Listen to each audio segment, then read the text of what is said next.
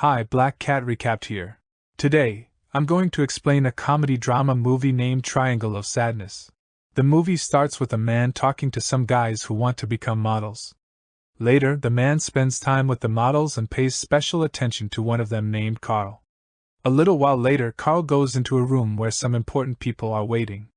They ask him to walk in front of them, and when he's finished, another person comes in. Later, at a big fashion show, Carl is sitting in the audience. Soon after, a female model named Yaya comes out onto the runway, and the crowd cheers for her. After the show, Yaya and Carl are shown having dinner at a very fancy restaurant. When the bill arrives, Yaya thanks the waiter and expects Carl to pay, which bothers him. Carl points out that she always does this, which upsets Yaya. However, Carl manages to soothe her anger. In the end, Carl covers the dinner bill. In the taxi ride afterward, Yaya expresses her opinion that discussing money is not attractive. Carl attempts to have a conversation with her about not wanting their relationship to conform to traditional societal roles and wanting equality between them. In the elevator of their building, Yaya forcefully puts the money for the dinner into Carl's shirt, and he becomes upset. He shouts that it's not about the money but about wanting equality, and not feeling used. Later, Yaya enters the room, and they both acknowledge how silly their argument is. Yaya confesses to being manipulative and admits that she deliberately ignored the bill. Yaya clarifies that she intends to become a trophy wife, someone who is financially supported by a man.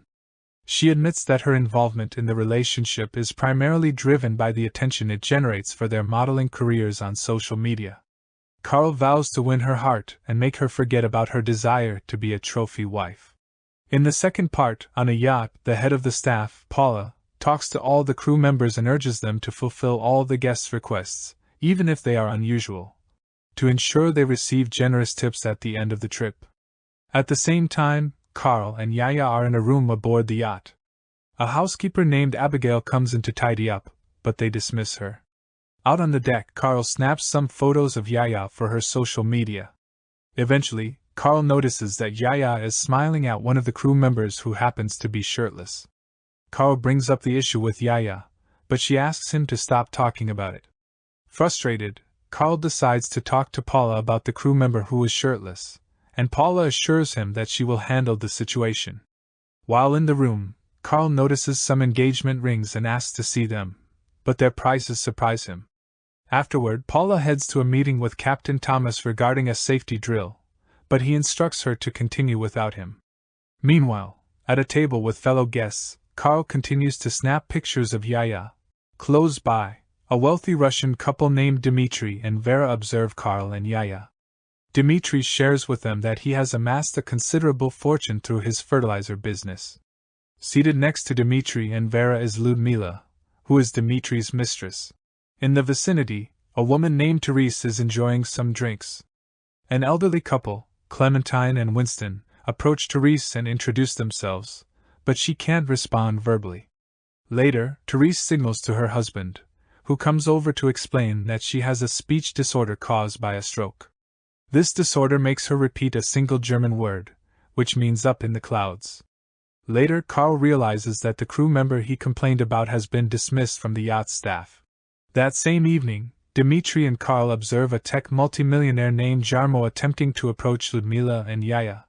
Jarmo requests the women to take photographs of him, and when they oblige, he proposes to purchase Rolex watches for them as a token of gratitude, clearly anticipating something more in return. Meanwhile, below deck, Paula attempts to contact Thomas and persuade him to join the captain's dinner with the guests, but he delays in responding.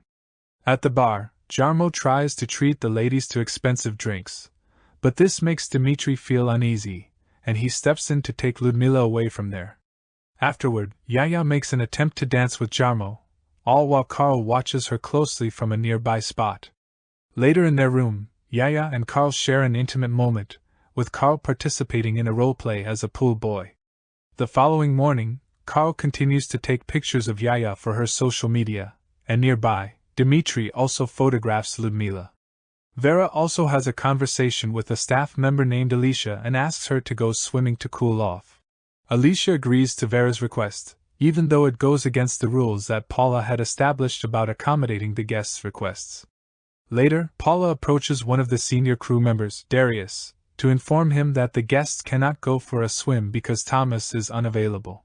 However, Darius refuses, stating that he is on a break. Shortly afterward, Paula attempts to contact Thomas by knocking on his door once more, but he doesn't respond. Paula encounters one of the guests who complains about the sails appearing dirty. Meanwhile, in the kitchen, the chef receives a call from Paula, who informs him that all the cooks are going swimming, despite his objections that the food may spoil. Later, all the crew members are instructed to go swimming. At the same time, Darius tries to get Thomas to join the captain's dinner, but Thomas appears to be very intoxicated. Outside, the crew members enthusiastically jump into the water from a water slide. Later that day, after Thomas has sobered up, he introduces himself to the guests. The woman who had previously complained to Paula about the dirty sails approaches Thomas, but he informs her that the ship is actually a motorized vessel and doesn't have any sails. Meanwhile, there appears to be some mild turbulence happening. During dinner, Winston and Clementine revealed to Carl and Yaya that they amassed their wealth by manufacturing weapons, with a particular focus on hand grenades. The guests are served some peculiar-looking seafood, possibly because they didn't allow the chef enough time to prepare it properly. The captain, being a straightforward person, opts for hamburgers and French fries instead. Meanwhile, Jarmo looks perplexed at the grilled and smoked octopus on his plate. At the same time, Vera appears to be struggling with her food. Shortly after, a few of the guests start to feel seasick and end up vomiting. Jarmo, too, eventually vomits the octopus he had been trying to eat. Surprisingly, the captain seems to be the only one at the table who is still enjoying his meal despite the unpleasant turn of events. In the dining room, the captain and Dmitri engage in a conversation about capitalism and communism. Soon after, they decide to play a drinking game, but Dmitri doesn't realize he's competing against someone highly skilled in alcohol consumption and becomes extremely intoxicated. Later, in the captain's cabin, Dmitri, now drunk, starts rambling nonsensically into a microphone, and the captain joins in the fun. Meanwhile, the ship begins to sway and rock. Darius and Paula rush to the captain's cabin in an attempt to prevent Carl and Dmitri from disturbing the guests with their noisy antics.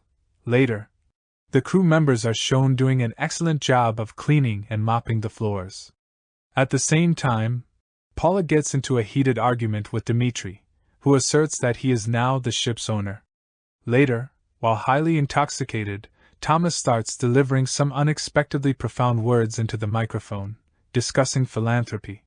Shortly after, a toilet on the ship malfunctions and causes water to flood in, leading to the complete failure of the lighting system throughout the vessel. In the captain's cabin, Thomas reads something to Dmitri about the government's controversial actions and murders, but he accidentally uses the microphone, making his words audible to everyone on the ship.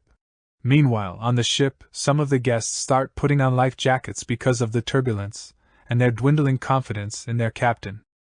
Outside the ship, a band of pirates becomes drawn to all the commotion. Soon thereafter, the pirates toss a hand grenade onto the deck. Clementine picks up the grenade to examine it. Winston notices her actions and attempts to intervene, but it's too late, and the ship explodes. Several hours later, some of the crew members and guests are washed ashore. Dmitri approaches one of the men named Nelson, who mentions that he works in the engine room, and wrongly accuses him of being a pirate based on the color of his skin. In the late hours of the night, a mysterious creature startles them awake. Driven by fear, they all sprint toward the sea and ignite flares, ignoring Paula's protests. The following morning, they discover a lifeboat that has washed ashore. When they open it, they find Abigail along with supplies of water and food. While they gather to eat, Abigail ventures into the sea and catches an octopus. Paula inquires with the guests if any of them know how to start a fire or clean an octopus, but it becomes apparent that only Abigail possesses the necessary survival skills. Later that night, Abigail declines to share a significant portion of the food with the others, asserting that she did most of the work. Paula attempts to remind her of her role as a toilet manager and the need to follow her instructions. However, Abigail takes control and insists that they address her as the captain in exchange for food. It's likely that the actual captain is no longer with them, possibly lost at sea. Later, Abigail decides to take Yaya and Paula with her into the lifeboat, leaving the others outside around the fire. Jarmo and Dimitri later attempt to persuade Abigail by offering their Rolex watches in exchange for a spot in the lifeboat. Meanwhile, outside the lifeboat, Nelson and Carl discover that Abigail left her bags filled with pretzels and decide to help themselves to some. The following morning, Vera's lifeless body washes up on the shore. Later, Abigail scolds the boys for extinguishing the fire, explaining that they don't know how to build one. Abigail mentions she's searching for a pack of pretzels, but the boys deny taking it. Yaya, Paula, and Abigail appear to have formed a close-knit group, and they question Nelson and Carl. Carl becomes weary of this treatment and speaks up, but Abigail informs him that he'll have to find his own food from now on. Abigail and the girls embark on a hunting trip for food. Upon their return with some fish, Dimitri continues to ingratiate himself just to ensure his survival, realizing that all the fertilizer in the world won't save him now. Later that evening, they all partake in a meal of fish, while Nelson and Carl ponder their situation.